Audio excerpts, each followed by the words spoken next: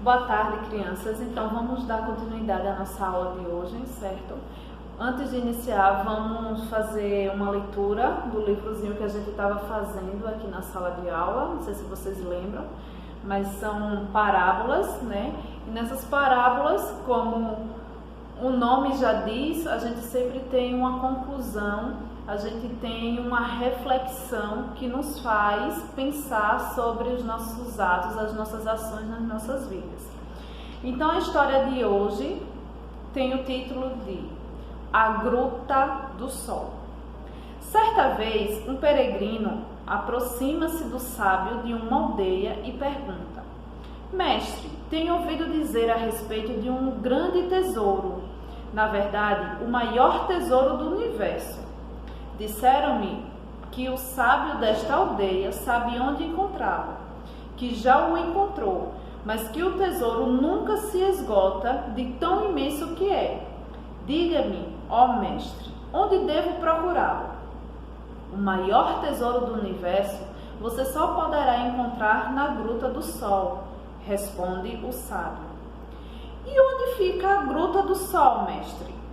Somente quem achar por si mesmo o caminho para a gruta poderá encontrar o tesouro, diz o sábio. Decepcionado, o peregrino inicia sua jornada pelo mundo em busca da Gruta do Sol, percorrendo cada canto do mundo na esperança de encontrar o seu tesouro. Após anos de frustrações e sofrimento, já velho e doente, o peregrino nunca soube de alguém que tivesse ouvido falar ou soubesse da localização da Gruta do Sol. Convenceu-se, então, de que jamais conseguiria alcançar tão imensa riqueza. Fraco e abatido, resolveu abandonar sua obsessão e, sem nada possuir, entregou sua vida à meditação. Quieto no silêncio de sua solidão, no abandono de seu sofrimento, sentiu brotar de seu coração uma luz que o aquecia lentamente, o iluminava e acalmava, entregando-lhe uma paz que nunca tinha sentido antes. Sentiu então um grande amor, não por alguém ou alguma coisa, mas apenas o amor, brotando de seu eu interior, que agora, livre do domínio do ego, mostrava seu brilho intenso, vindo de sua morada sagrada, o coração do homem, a Gruta do Sol. Então, resumindo a história, a moral da história, procurou por um tesouro tão grande quanto que o tesouro estava dentro do coração dele, o próprio amor. Então, vamos agora iniciar a nossa aula de ciências, tá? Então, a aula de ciência, eu vou só relembrar vocês do que a gente viu sobre mistura.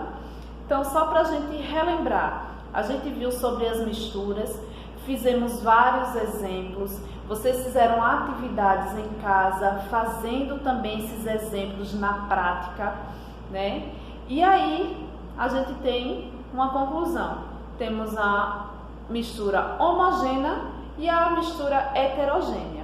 Certo? Essa mistura homogênea é quando a gente junta 2 ou 3 componentes e eles se unem, viram um só. Então, um exemplo disso é o sal com a água, o açúcar com a água, E a gente vai ter as misturas heterogêneas, que esse heterogêneo não se mistura, que é o caso da água e o óleo, a água e a areia, certo?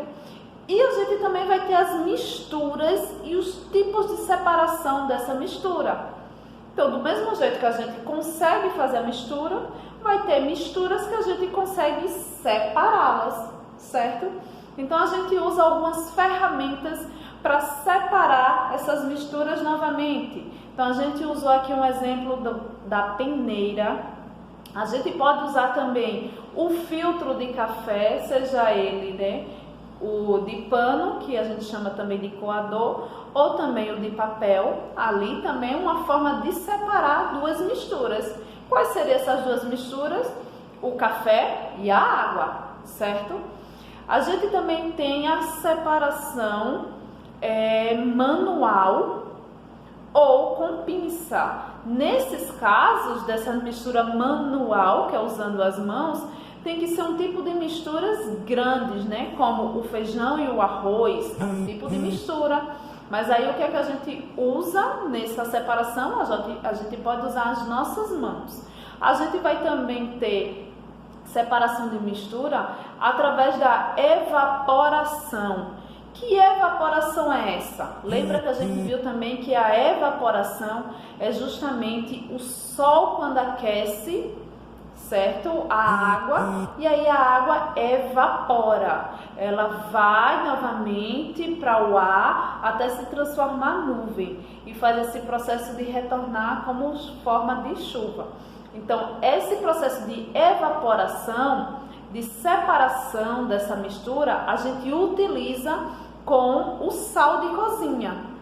Então, se a gente armazena a água do mar, né, em um recipiente, deixa ela lá por vários dias, então o sol vai fazer essa separação do sal com a água. Então, a água evapora, né, vira gotículas tão minúscula que a gente não consegue perceber a olho, mas aí ela volta novamente para o ar, fazendo essa separação entre a água e entre o sal, tá certo?